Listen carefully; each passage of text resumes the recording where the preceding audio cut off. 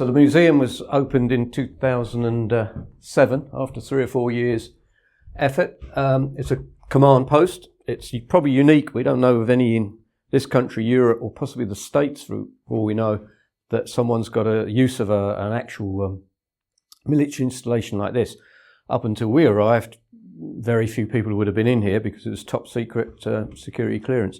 This room is where the RAF occupied it, to use it as the Rapier command post, the Rapier anti-aircraft missiles, which you may have seen outside. So we turned it into the history of the Cold War because so many people don't really know it. And we've been praised for its conciseness because it starts from the beginning, has an aviation theme all the way through. Still got the lights up there. I think actually we may have had to actually recreate them. I can't remember.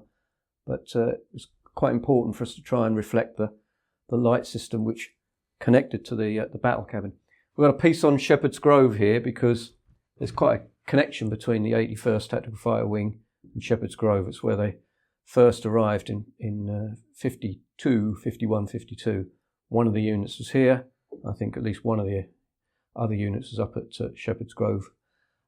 Little piece on Wheelers. Wheelers Air Base was very much connected to this and many of the units across Europe because they used it for fair weather training, gunnery practice, etc. until Colonel Gaddafi took over.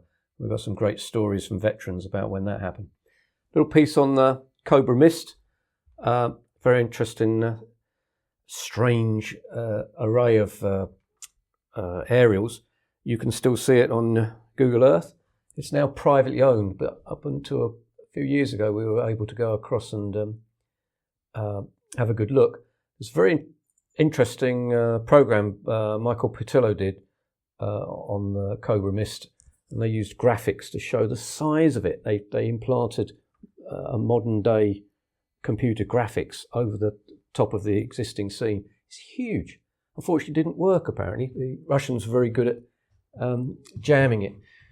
Little piece on the radio station that's further down the road that's still there. It's another museum has opened there.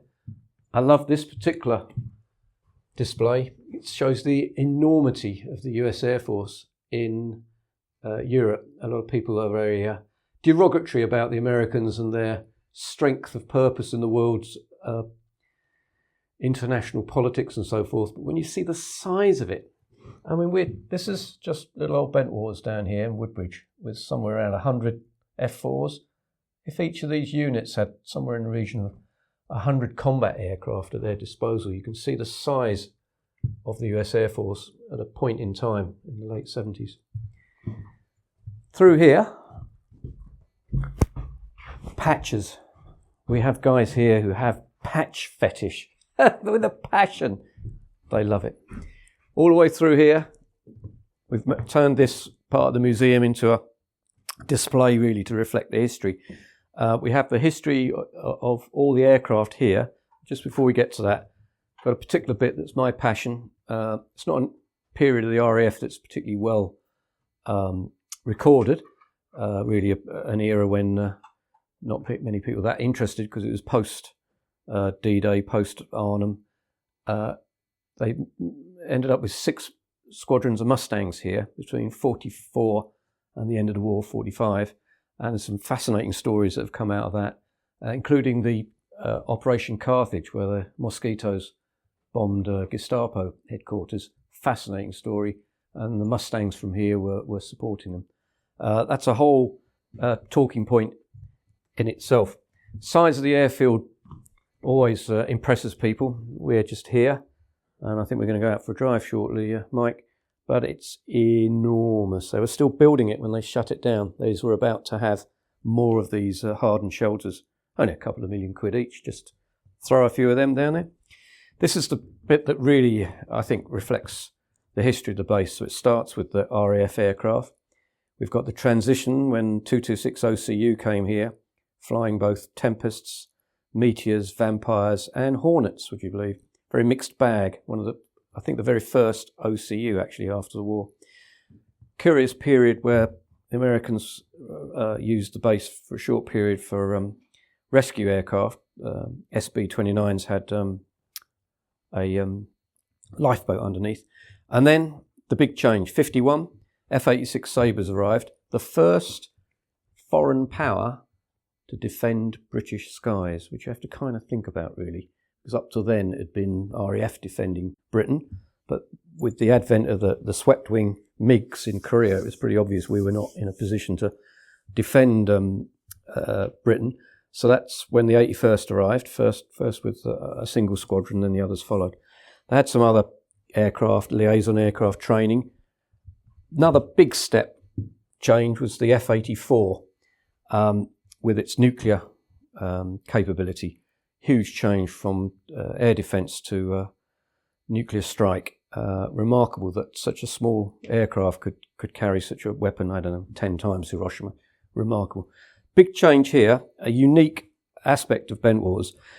Once the surface-to-air missile became the weapon of choice, all aircraft had to go low level. So the B-36 Peacemaker, massive 8-engine bomber, was really redundant overnight. Well, these Voodoos were built really to escort those to Russia. Fast, high-level fighter aircraft. What do you do with a couple of hundred of them once they become useless? For some strange reason, they sent the whole lot to Bentwaters. Unique in the US Air Force inventory was these F-100s, F-101s, should I say, Voodoos. They were used for low-altitude bombing system labs, where you go low level, pitch up, throw your nuclear bomb forward, airburst over your target. We know pilots who were on standby during the Cuban Missile Crisis, ready to go, 3 minutes warning. There was a one-way ticket. They weren't coming back. They knew that. And they were only bombing small targets. I mean, again, a huge nuclear weapon to bomb an airfield. It just mind boggles the amount of nuclear weapons that would have been launched. This little bit here has become more important because we've just obtained a T-33, which we're very pleased about. They use T-33s here to train and liaison aircraft all the way through from about 51 to 68, 69. Some of it was training, some of it was for flying to meetings, no doubt senior staff, but interesting enough, of course, ferrying pilots around from one place to the other. Hence, there was a couple of crashes, fatalities, one in Morocco and one in France. Clearly, they were on some sort of duties to try and ferry perhaps spares and so forth. An aspect of the history we've not got very much information about, more things to learn. My favourite era, Phantoms, proper aeroplane, Mach 2, amazing aircraft. I loved it. Came up here in May 1971. My brother brought his Ford Anglia, felt like we were in the middle of nowhere, and they put 16 Phantoms up and 8 Super Sabres. Never forgot it. Most fantastic air show. And that's why my passion is still here. Here we are all these years later. And next era, not my favourite, but it's the one most people remember. 120 A-10s were based here across 6 squadrons across 2 bases. Largest post-war wing, still is, I think, in US Air Force history. An enormous a number of aircraft for a single wing. And the wing, unlike a lot of RAF operations, you never stop moving units around. But often the US Air Force would situate a single wing in a single place. So it was here from 51 to 93. That's quite a long period to have a single unit in one location. As you've just, Mike's just been doing interviews with Al Brown, Lieutenant Colonel Al Brown, who flew A-10s here. There's a tremendous amount of information about A-10s, and the whole region was preoccupied by these amazing aircraft that would swoop from nowhere. And I'm sure you know that it was all about tank busting and stopping the Russians coming across the German planes. How long that might have lasted, who knows? We've done some little nighttime events here where we've compressed 3 days of World War III into 20 minutes, which has been quite fun. And just to try and illustrate the way that the war would have escalated, and effectively the sacrifice, these 120 aircraft would have all gone on to Germany, and attrition would have meant that in the space, I think they wanted them to last probably no more than 48 hours, just enough time for the reinforcements to come from the US, etc. For a brief period, just before the Cold War really started to downturn in '89, for about a year and a half, we had F-16s from the aggressor squadron, the US Air Force's version of Top Gun. For a period, they thought the Harriers would come across, but they all ended up, I think, at Wittering and another base up there, Cottesmore, I think. But they did have an exercise here, and we've got a Harrier outside that reflects that. Had the great pleasure of spending a whole day with what is now, I think he's a brigadier general, pretty high up.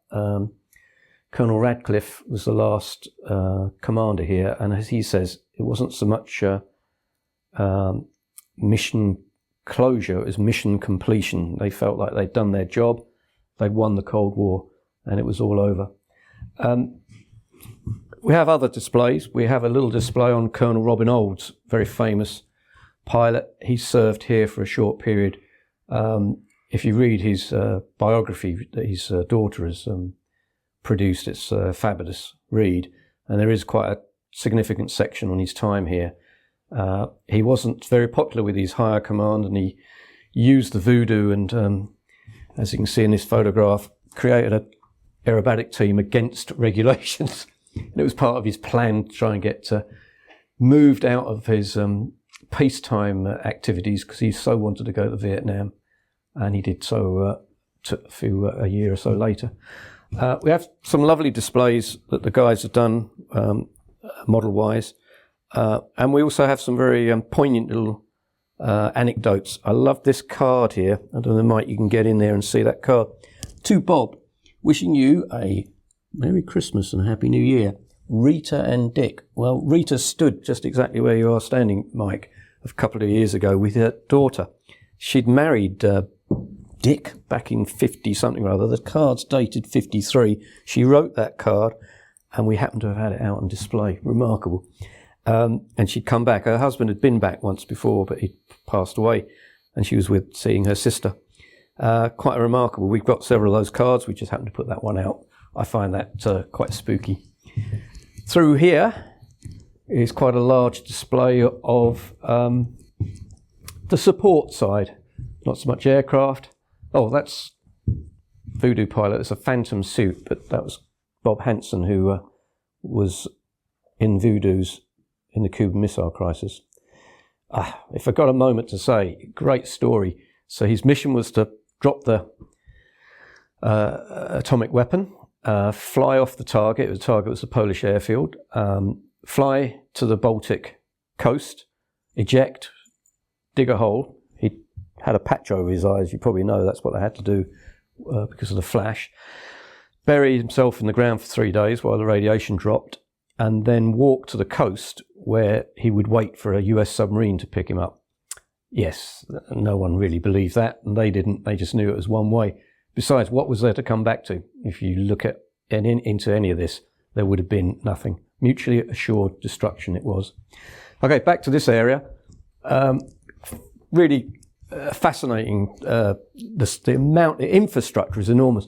We calculate that between 51 and 93, let's just say there was around 10,000 personnel across both bases for that period on 2 to 3 year rotations.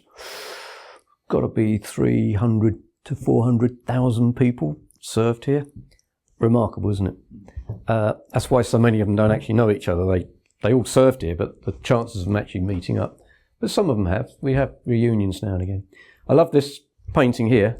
It's a prolific artist. He's done over 10,000 paintings. A guy called Jeff Pleasance, lovely guy, still painting. Does commissions for US Air Force people. And he painted that one some years ago, and it hung somewhere here. And it got moved to Ramstein, but they're closing a lot of the stuff down. And before it got thrown away, we were able to obtain it. And Jeff's, thanks to US Air Force, that is, they flew it over to Mildenhall, and Jeff's renovated it. I always like to play a little trick on our guests. Mike, can you tell me how many A10s you can see in that picture? And for the audience here, he's going to get this wrong. Unless he's very clever. You can see probably 3. 1, 2, 3. Mm-hmm. And just in case you don't know, have a look at the picture. Turn your camera that way. That's not an A10, Mike, just in case you got confused. A lot of our visitors do. Now, the clue is, if you were flying your Messerschmitt during World War II, and you were worried about the Spitfire, or the other way around actually, the Hun in the sun, you have to look in your mirror. If you like to look in the mirror, yes, it's dawned on Mike now. There's the fourth one. Gets everybody all the time. And despite you saying to the parents, don't call out, let the kids see it, what do? They shout, it's in the mirror.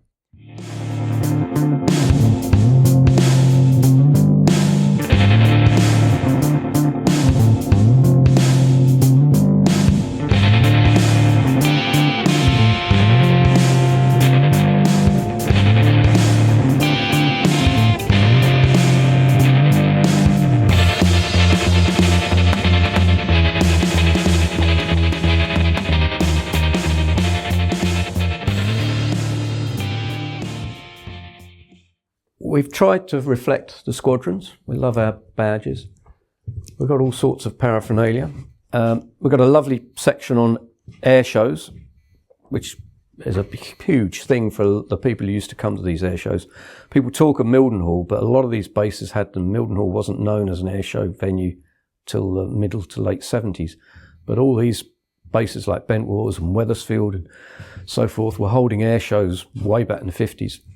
Including the one I went to. So there's my passion about my 1971 air show, and a lot of these pictures reflect that. My Facebook page is the Thunderbirds that were there as well. What a terribly black, grim day that was, but what a show. Another whole room. We are just so blessed to have so much here. This is just on Woodbridge, and it's reflecting, in part, very similar to the other room, because the 81st was based, they had the two squadrons on the Bentwaters and one squadron here up until the A10s, so the famous 78th Bushmasters were here. So their aircraft, really, it reflects much the same as what we've just seen. But because there wasn't room at Wethersfield to have 3 squadrons, the 79th was based at Woodbridge. So for a time, you had the 81st and the 20th located at Woodbridge. Logistics nightmare. In the end, I think the 20th merged in with the 81st when it came to operating at Woodbridge. Sorry, correct that. The 79th merged in with the 81st. But nonetheless, it was part of the 20th. Ironically, in the last few years, I think the 79th has rejoined back with the 78th and become part of something else again, so they're all mixed up. But they're very old, these units. They celebrated their 100th anniversary this year. We often forget that in aviation history, America is actually slightly ahead of us. Hey, they had the first aircraft. But strangely enough, a lot of Americans don't actually get that. I found myself reminding them that they had a 100th anniversary because they perhaps consider history to have to be medieval or something. But in fact, when it comes to aviation, they are actually right on the ball. They have 100th anniversaries just like we have. So what's good about the 79th? Just very briefly, different types of aircraft had the same F-84, but they had F-84Gs to begin with, and then they had the F-100 Sabre, which the assumption was that Bentwaters equally, the 81st would have that, but of course they had the Voodoo, which I explained earlier on. They left in 70, so they were here about 12, 13 years, and then they went down to Upper Heyford with the F-111. But famously, they started the NATO Tiger Meet. Back in 61 was the first one. I had the great privilege of interviewing over the phone Squadron Leader John Howe, passed away now, South African guy. Very brief story. It's all written in magazines and books. I've done some articles myself. But back in about 58, a Hunter unit was at an air show and came across a Super Sabre unit with a tiger emblem. I had a few drinks and argued about who was more appropriate to have the tiger, and they said, we really should get together sometime. And along came the Lightning at Horsham St Faith, I think, in 60, something like that, 59, 60. And John Howe said, well, let's phone up these guys down at Woodbridge. Phoned them up, and blow me if the squadron leader was a guy called Ed Rackham, who John Howe had flown together in Korea. John was a South African Mustang pilot, and he flew with Ed Rackham, who was a US Air Force Mustang pilot. To say the least, there was lots of drinking and what they call a hoolie, and they decided to do something about that. The French had just starting to leave NATO, and they were looking for exercises, so they formed a little gathering together and decided to meet at Woodbridge in 1961. I think that top left-hand picture reflects that. So you had Mystères from a French unit, which I can never remember the number of. They've only just disbanded at Cambrai a few years ago. And the Lightnings from 74 Squadron. And they did various meetings, started off at Woodbridge. Lucas, I think, had one, Cambrai, and then it expanded. Now we're talking Canadian starfighters, Belgium, German Luftwaffe. I believe the first time a German military aircraft post-war landed in Britain was here at Woodbridge. And it's just such an exciting subject. And it all started here. I just find it amazing. It's yet another thing that this museum reflects. Sadly, we don't have many Tiger-related squadrons anymore, do we, Mike? We just have I think we might have Puma helicopters still. Is it 230? Another aspect. Woodbridge was a large emergency landing, which I'm sure you know. There's several along the east coast, Manston being another one. 3 times the width of a normal landing ground. Built by the RAF. I didn't say that Bentwaters was built by the US Air Force. It was actually just put in care and maintenance, didn't get used for a couple of years. Was going to be the last unit used by the US Air Force, but didn't. It went across the Debbage, so it just sat there until the RAF arrived. But this one was purpose-built by the RAF, had over 4,000 emergency landings, World War II, had a very small maintenance unit. You can imagine most of the days nothing much happened, but suddenly overnight you might end up with 120 B-17s with 11 crew on each one. That's an awful lot of breakfasts to have to get through and things like that. They had dead and dying on, lost aircraft, planes that couldn't get in because of fog or bad weather, etc., etc. Had a very interesting histories given, talks given by a corporal who was the medical orderly. I didn't meet him, but I met his wife, and he talked of very famous things like rushing out to the airfield to find a Junkers 88 with swastikas all over it. It's quite a famous landing, but with a very top secret radar on it. They'd rush out to find body parts from an aircraft and find they got too many legs. Presumably somebody had got on board the aircraft for a bit of a jolly and didn't make it. Or a really great story is where they are rushing out in the middle of 44 to find a downed aircraft but couldn't find the pilot because it was a V-1 flying bomb.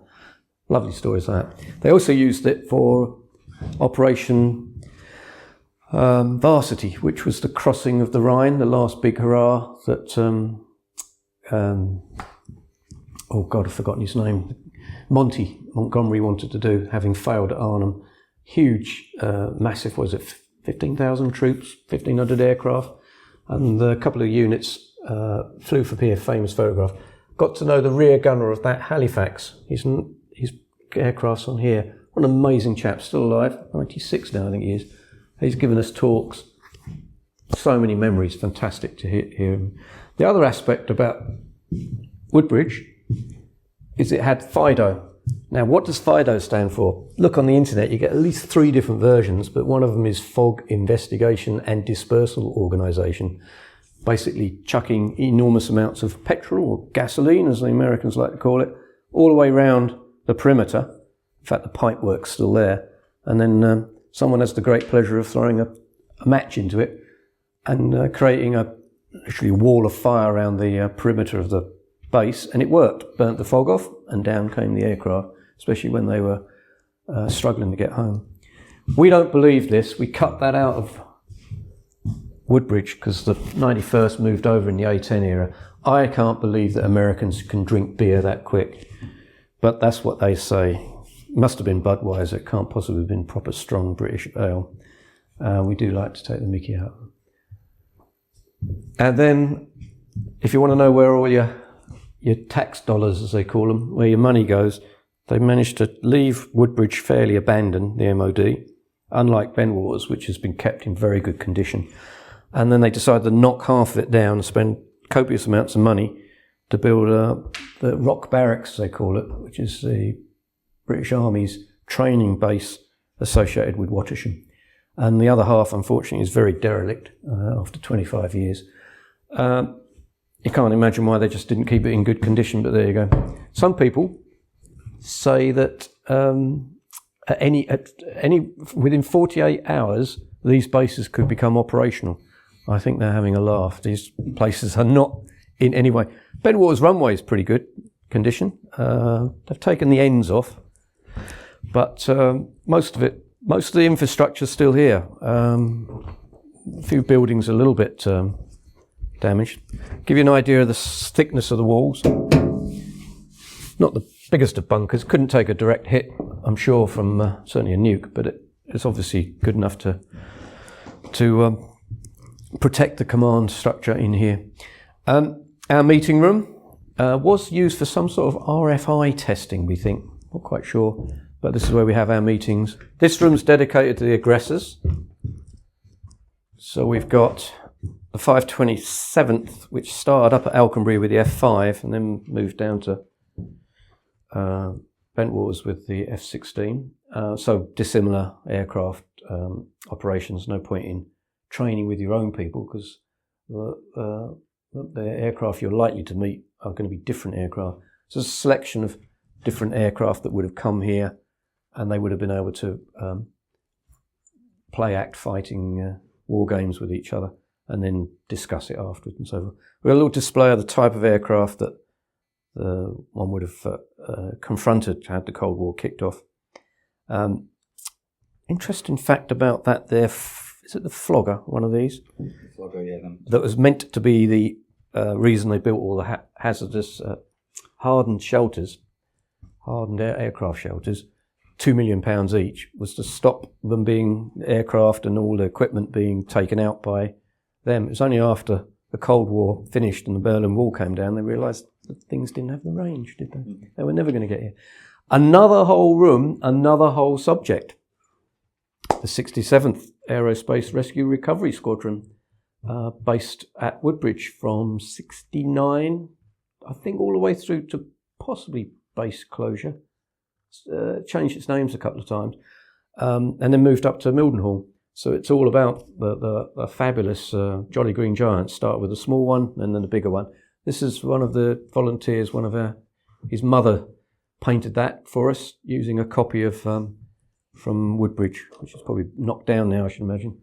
Yeah, so the 67th here, what a story. All these HH-53s, which are upgraded to MJ-53s and so forth, all had a unique history, and some of them served in Vietnam and so forth and did all sorts of things. So another whole story. And then we've got the remarkable, what's one of this? This one's the War Ops room. There's another one called the EA cell, as they call it. Fantastic. We are so chuffed to think we've been able to renovate that back. It was pretty good condition, just completely gutted and empty, really. We managed to create the wall with all the different names of the different pilots. You could spend hours talking about that. I love this little bit there, though. You think they're just hinges. No, that's where the shotgun was. You see the shotgun sat there. You would not have got this far had this been a live base. So we're in the main battle cabin. I don't never remember what they call it, but it's fantastic. When we came here, these were all empty. Very neat. Bentwaters is one of the top wings in the US Air Force. You'll see that an enormous number of senior officers in the Air Force have had at some time a posting to here. It's always been considered one of the most distinguished wings in the US Air Force. And sure enough, they very neatly dismantled everything, which meant there was nothing here.